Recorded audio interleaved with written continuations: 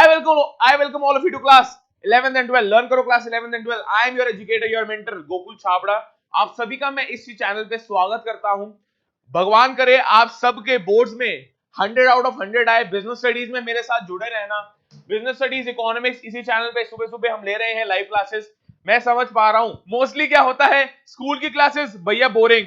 4 months to go, 2 boards boring. अरे घबराने की बात नहीं है. मिनी स्टेप्स लेकर चलो. बिजनेस स्टडीज का कोर्स मैं गारंटी दे रहा हूं 30 to 40 डेज में हमारा कंप्लीट हो रहा होगा. ये 30 डेज स्ट्रैटेजी तुम बोल सकते हो यार इसको. 30 डेज में इकोनॉमिक्स, बिजनेस स्टडीज, कॉमर्स वालों के लिए स्पेसिफिकली बोल रहा हूं खत्म हो रही होंगी. लीगल स्टडीज इस चैनल पे चल रही है. पॉलिटिकल साइंस बुक 1 खत्म हो चुकी है. पॉलिटिकल साइंस बुक 2 भी आज शुरुआत होने वाली है. I welcome all of you to our channel. यार अगर नए हो चैनल पे तो प्लीज सब्सक्राइब कर देना. Let's start with staffing part 4. Staffing के हमने देखो यार पूरा का पूरा इंडेक्स अभी आपको दिख जाएगा बट हमने मेरे को जितना याद आ रहा है हम स्टार्ट कर रहे हैं आज की class. Thank you so much everyone for joining in. आप सबका सपोर्ट है तो हम इस चैनल को बहुत ग्रो कर रहे होंगे. एकेडमिक्स, कॉमर्स और ह्यूमैनिटीज प्लस करियर गाइडेंस इसी चैनल पे आपको मिल रही होंगी. ये मैं गारंटी दे रहा हूं. स्टाफिंग का हम बात कर रहे थे. स्टाफिंग एक यार स्टाफिंग का मीनिंग क्या है, डेफिनेशन क्या है, फीचर्स क्या है. HRM ह्यूमन रिसोर्सेज मैनेजमेंट और स्टाफिंग में डिफरेंस क्या होता है. डिफरेंस नहीं होता. ह्यूमन रिसोर्सेज मैनेजमेंट का पार्ट होता है स्टाफिंग. ठीक है जी. फिर हमने पढ़ा रिक्रूटमेंट और सिलेक्शन में डिफरेंस क्या है और लास्ट में हम पढ़ रहे थे कि रिक्रूटमेंट का प्रोसेस क्या होता है भैया. पूरा का पूरा रिक्रूटमेंट का प्रोसेस पढ़ा. फिर हमने पढ़ा internal sources of recruitment, external sources of recruitment. अगर आपने नहीं देखी पिछली लाइव क्लास तो प्लीज जाके देख लो. लिंक डिस्क्रिप्शन बॉक्स में आपको मिल जाएगा. A to Z हमारी जितनी भी लाइव क्लासेस हम ले रहे हैं इसी चैनल पे आपको मिल रही होंगी. आई welcome all of you. Let's start with staffing part 4. आज हम करने वाले हैं जैसे कि आपने थंबनेल में भी देख लिया होगा, टाइटल में भी देख लिया होगा. We are going to start with staffing part 4 which is about steps और प्रोसेस ऑफ सिलेक्शन. कि हमने रिक्रूटमेंट तक आ गए, सिलेक्शन, उसके बाद हम कर रहे होंगे ट्रेनिंग एंड डेवलपमेंट जो लास्ट टॉपिक है इस पूरे के पूरे चैप्टर का. स्टाफिंग हम 5 पार्ट में कवर कर रहे हैं. This is part 4. ज्यादा लंबा सेशन नहीं है, मोस्टली 15 से 20 मिनट का सेशन है. जुड़े हैं ना मेरे साथ, ध्यान से समझेंगे. 8 स्टेप मॉडल होता है, इसको हम बोल सकते हैं 8 स्टेप मॉडल. 8 स्टेप मॉडल होता है यार. 8 स्टेप्स हैं. प्रोसेस ऑफ सिलेक्शन के 8 टोटल स्टेप्स हैं, उसको हम स्टार्ट कर रहे हैं. My name is Gokul Chhabra. Start करते हैं पार्ट 4. ठीक है जी. What is selection. पहली बात तो कोई भी रिक्रूटमेंट और सिलेक्शन को एक जैसा नहीं मानेगा. सिलेक्शन अलग चीज होती है, रिक्रूटमेंट हमारा अलग चीज होती है. Selection is the process, ये एक प्रोसेस है of identifying and choosing the best person out of a number of prospective candidates for a job. अरे हमने रिक्रूटमेंट में पढ़ा था कि यार हमें तो डिफरेंट सोर्सेज आइडेंटिफाई करने हैं जहां से हमें लेबर सप्लाई मिल पाएगी. हम कहां पे अपनी जॉब की एप्लीकेशन डालें, हम अपना advertising of the job of the organisation कहां पे करें कि हमें बड़े सारे एम्प्लॉयज मिल जाए जो हमारी जॉब के लिए अप्लाई करें.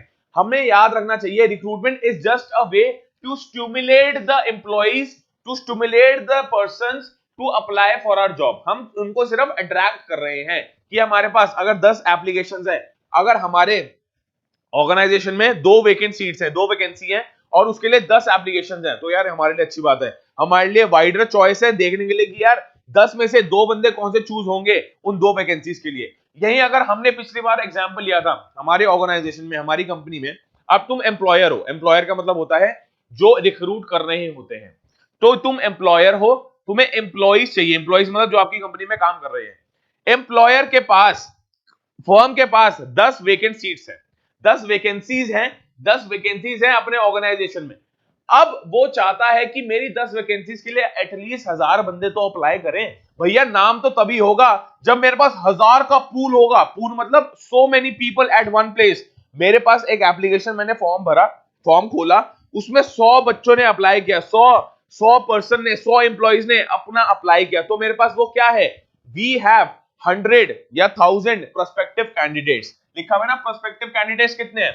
इस केस में मेरे पास वैकेंसी है, मेरे पास वैकेंसी है 10. अब प्रोस्पेक्टिव कैंडिडेट जो हमारा एग्जांपल है उसमें कितने हैं, 100 या 1000 मान लो, 1K मान लो. तुम 1K इस चैनल पे होने वाले हैं तो कर देना 1K चैनल पे. यस 1K तुम मान लो. प्रोस्पेक्टिव कैंडिडेट्स 1K है. लेट्स से 10 सीट्स है मेरे पास भरने के लिए, 10 एम्प्लॉय चाहिए. 1000 में से सिर्फ 10 रिक्रूट होंगे, 1000 में से सिर्फ 10 को सिलेक्ट किया जाएगा. तो ये सारा प्रोसेस को ही हम बोलते हैं selection. It is the process of identifying and choosing the best person. अरे 1000 बंदों में से 10 चूज करना पहली बात तो बहुत डिफिकल्ट है, पर डिपेंड करता है कि जो लोगों ने अप्लाई किया है वो किस कैलिबर के हैं, क्या वो उस एलिजिबिलिटी क्राइटेरिया को मीट कर रहे हैं जो आपने डिमांड करी हुई है। ऐसा भी हो सकता है आपने कहा सर हमें तो सिर्फ एमबीए चाहिए, तो यार तुम्हारे एमबीए आ गए तुम्हारे पास, 1000 एमबीए ने तुम्हारी जॉब के लिए, जॉब एप्लीकेशन के लिए अप्लाई कर दिया। अब 10 उसमें से सिलेक्ट करना सिलेक्शन प्रोसेस कहलाता है। 1000 बंदे ने अप्लाई किया या 1000 बंदों तक तुम्हारा मैसेज पहुंचा और 1000 पीपल ने तुम्हारी जॉब के लिए अप्लाई किया, वो तो हो गया रिक्रूटमेंट। अप्लाई करने तक रिक्रूटमेंट है, पर सर उसके बाद तो एम्प्लॉयर का काम आता है सिलेक्ट करने का, उसको हम बोलते हैं सिलेक्शन, राइट। आई होप समझ आ गया होगा। चलो जी, टुवर्ड्स दिस पर्पस, ये हमने फर्स्ट डेफिनेशन पूरी पढ़ ली कि हाँ अभी तक तो हमारे पास प्रोस्पेक्टिव कैंडिडेट्स आ चुके हैं, किस प्रोसेस के थ्रू, रिक्रूटमेंट। अभी तक हमने इश्तिहार दिए, एडवर्टाइजिंग करी, वेब पब्लिशिंग करी, बड़े सारे मैगजीन्स में एडवर्टाइजिंग कर दी कि यार हमें टेक्निकल आदमियों की जरूरत है, हमें एमबीएस की जरूरत है। अब हमारे पास एप्लीकेशंस आ गए हैं, यस हमारे पास बड़े सारे एप्लीकेशंस आ गए, बड़े सारे रिज्यूमेस आ गए हैं। अरे भैया at the end of the day तुम्हें सेलेक्ट तो करना ही है उनको, तो you have to select in our case 10%, कोई भी हाइपोथेटिकल फिगर ले लो, 10% को सिलेक्ट करना है। Towards this purpose, the candidates are required to take a series of employment tests and interviews. अब सिलेक्शन प्रोसेस आसान नहीं है मेरे हिसाब से।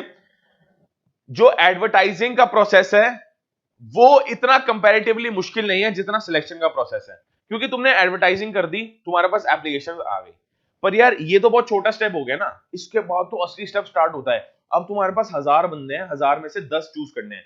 अरे किस क्राइटेरिया पे चूज करने हैं, किस पैरामीटर पे चूज करने हैं, तुम उनका इंटरव्यू लोगे, तुम उनका जीडी लोगे।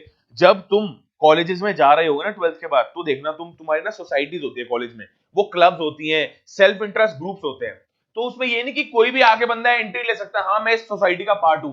या किसी किसी के स्कूल में भी ऐसा होता है कि मैं डांस क्लब का पार्ट हूं, डांस सोसाइटी का पार्ट हूं, स्पीच डिबेटिंग सोसाइटी का पार्ट हूं। तो यार ऐसी नहीं कि डिबेटिंग सोसाइटी में तुम्हें ले कहेंगे हाँ हाँ आप डिबेटिंग करते हो आ जाओ, अगर आपने डिबेटिंग कभी नहीं करी तब भी आ जाओ, नहीं। वो एप्लीकेशन ओपन करते हैं, 1000 बच्चे उस कॉलेज के 1000 बच्चे उन सीट्स के लिए अप्लाई करते हैं, फिर उस वैकेंसी जितनी भी डिबेटिंग सोसाइटी में बच्चे उन्होंने लेने हैं उनको वो सिलेक्ट करते हैं, आपके सीनियर्स आपको सिलेक्ट कर रहे होंगे। तो रिक्रूटमेंट प्रोसेस कहां तक है भैया, जब तक हमने एप्लीकेशन ओपन कर दी है, हमने सब बच्चों को कन्वे कर दिया कि आप अप्लाई कर सकते हो। अब एप्लीकेशन हमारे पास आ गई है, सब बच्चों ने अप्लाई कर दिया है, रिक्रूटमेंट प्रोसेस भाई खत्म है। अरे अब तो बात आ गई डांस सोसाइटी की, अब बात आ गई तुम्हारे सीनियर्स की, जो तुम्हें हायर कर रहे होंगे, जो तुम्हें सिलेक्ट कर रहे होंगे, सिलेक्ट बोलते हैं ना, selecting of members of the society, तुम्हें सिलेक्ट कर रहे होंगे। हर जगह यही होता है, तुम समझ रहे हो, ये ऑर्गेनाइजेशन में भी ऐसा ही होता है, अगर उनको एम्प्लॉय चाहिए उनको सिलेक्ट करना पड़ेगा। टुवर्ड्स दिस पर्पस कैंडिडेट्स को मल्टीपल टेस्ट देने पड़ते हैं, उन टेस्ट के बारे में ही ये पूरा का पूरा प्रोसेस है।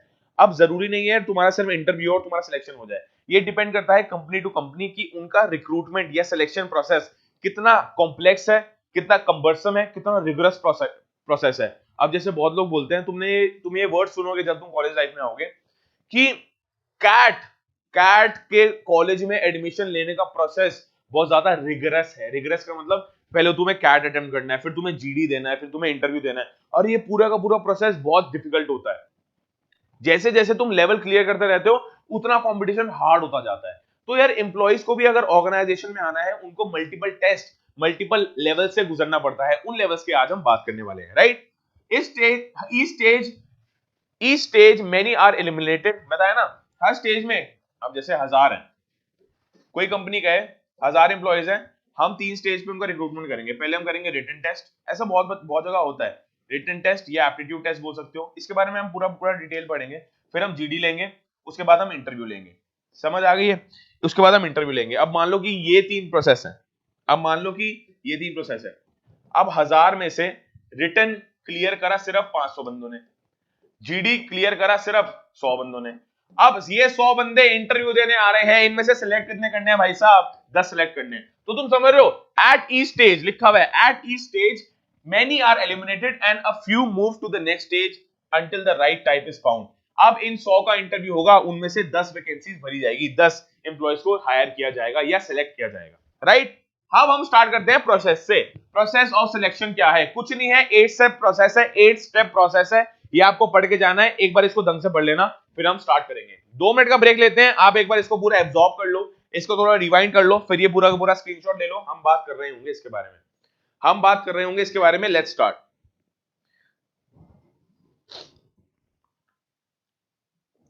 All right,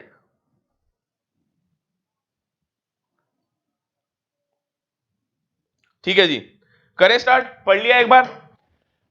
the important steps in the process of selection are as follows.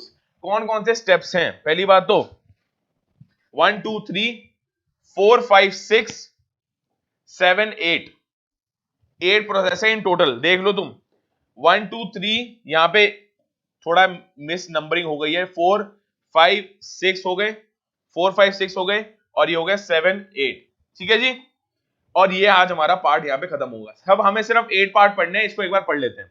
सबसे पहले होती है प्रीलिमिनरी स्क्रीनिंग। इसका मतलब it helps the manager eliminate unqualified and unfit job seekers based on the information supplied in the application form।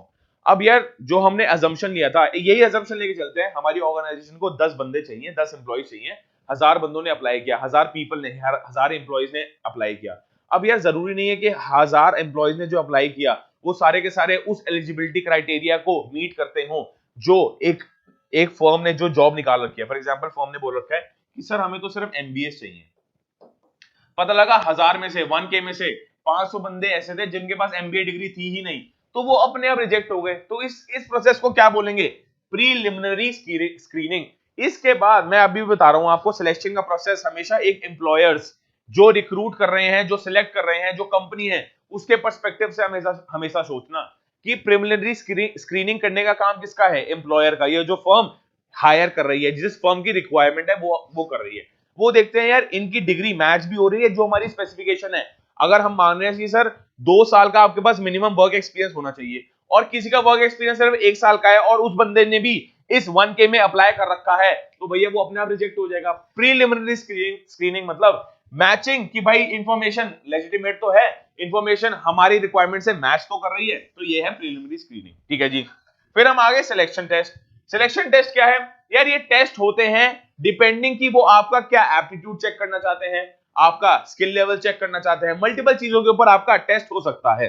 An employee test is a mechanism, either a paper and a pencil test or an exercise that attempts to measure certain characteristics of individuals। यार reality बताऊं, MBA college में entry लेना, मैं खुद MBA कर रहा हूं इसलिए मैं बता सकता हूं, एमबीए कॉलेज में एंट्री लेना भी एक यही तो है, सिलेक्शन टेस्ट। तो इसमें सिलेक्शन टेस्ट क्या है? CAT, common admission test. Similarly जब अगर आप आईटी के बंदे हो या जब आईटी कर रहे होगे ना आप काम, तो उसमें क्या होता है, आपको बोलते हैं you have to give a selection test, you have to give an IT test, जिसमें आपको मल्टीपल एप्टीट्यूड क्वेश्चन होते हैं, मैथ्स क्वेश्चन होते हैं, साइंस क्वेश्चन होते हैं। उसके बाद आपको नेक्स्ट स्टेज तक पहुंचाया जाता है।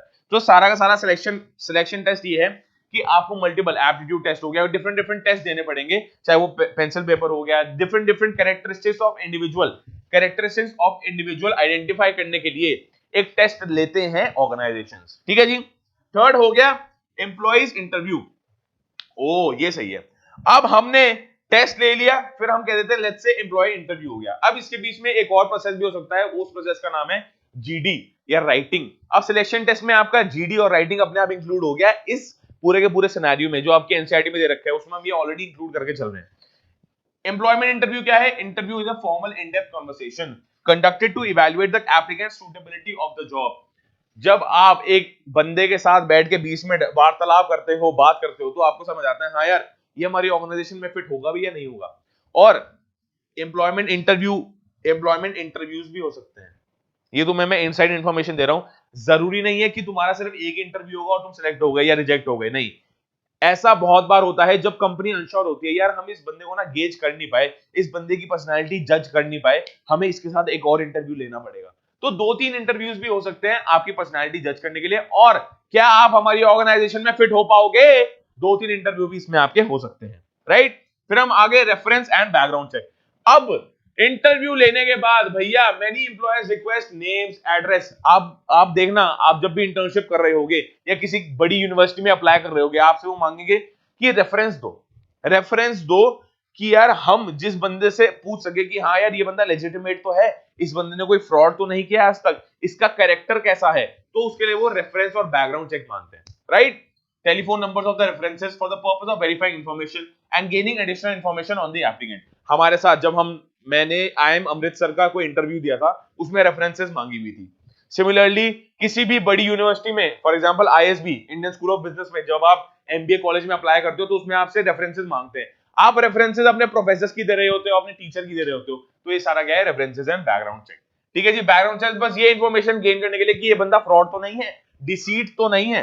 फिर हम आगे सिलेक्शन डिसीजन।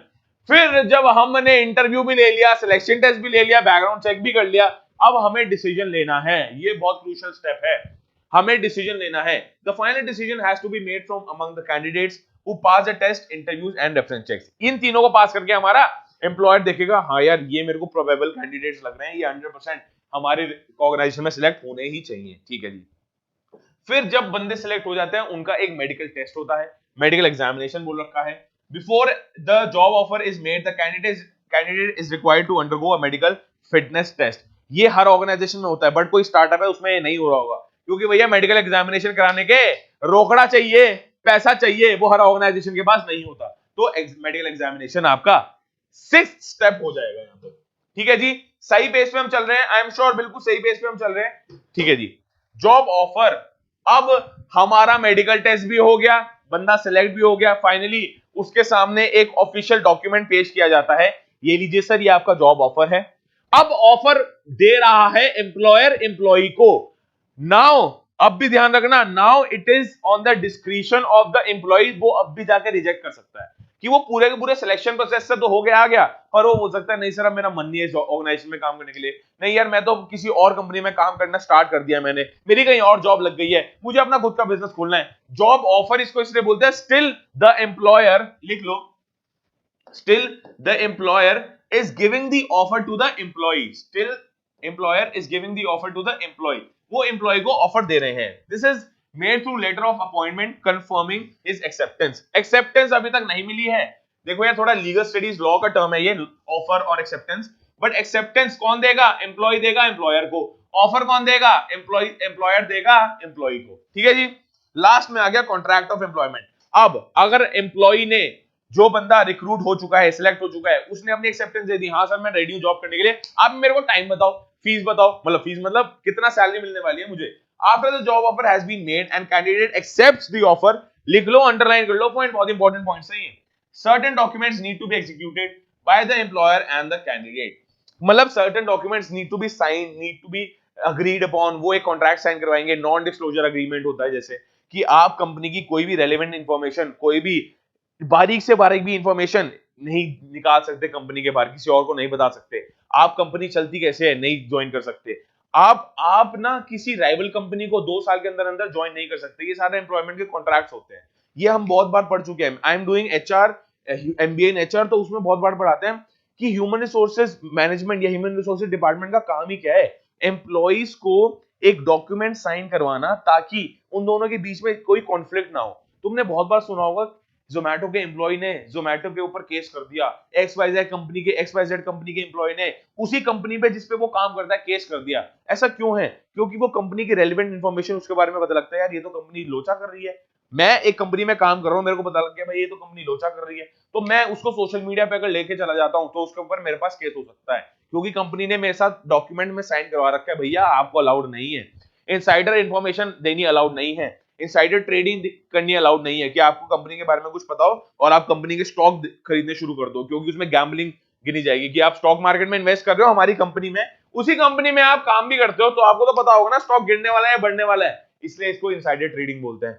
तो यार ये सब डॉक्यूमेंट्स ऑलरेडी साइन हो जाते हैं कि आप नॉन राइवल कंपनी में, सॉरी राइवल कंपनी में काम नहीं करोगे।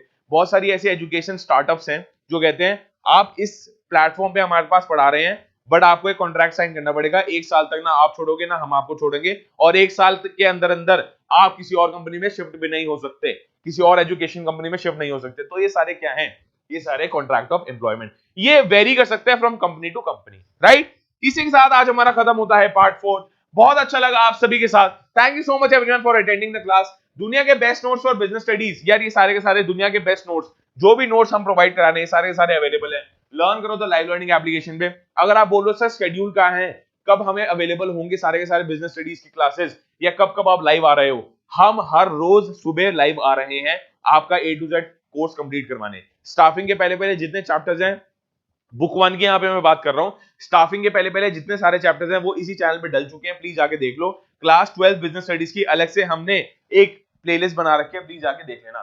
दुनिया के बेस्ट नोट्स फॉर क्लास 12 मिल जाएंगे आपको। सिमिलरली सारी की सारी क्लासेस नोटिफिकेशन कहां मिल रही होंगी सर? लर्न करो तो live learning app, link description box में, वहां तो मिल ही रही होंगी। प्लस हमारा टेलीग्राम ग्रुप प्लीज ज्वाइन कीजिए यार, इस टेलीग्राम ग्रुप का लिंक डिस्क्रिप्शन बॉक्स में है, टेलीग्राम ग्रुप ज्वाइन करो, वहां पे A to Z नोटिफिकेशन आपके पास आ रही होती है। सारे के सारे video lecture, sir staffing part 2 कहां है, स्टाफिंग पार्ट 1 कहां है, मिल नहीं रहा, अरे मेरे एग्जाम है मुझे स्टाफिंग पार्ट 1 नहीं मिल रहा, घबराने की बात नहीं है। एप्लीकेशन डाउनलोड कर लो फ्री ऑफ कॉस्ट, जो भी हम YouTube पे लेक्चर्स लेने हैं सारे के सारे video lectures are updated on learn करो द लाइव लर्निंग ऐप, सारे के सारे अपडेट हो जाएंगे लर्न करो द लाइव लर्निंग ऐप पे। ठीक है जी, इसी के साथ जल्दी मुलाकात होगी, लिंक डिस्क्रिप्शन बॉक्स में आपको सारे सारे मिल जाएंगे, लर्न करो the live learning app, application का लिंक और टेलीग्राम का link. Thank you so much everyone for joining in, जल्दी मुलाकात होगी, have a great day, bye bye.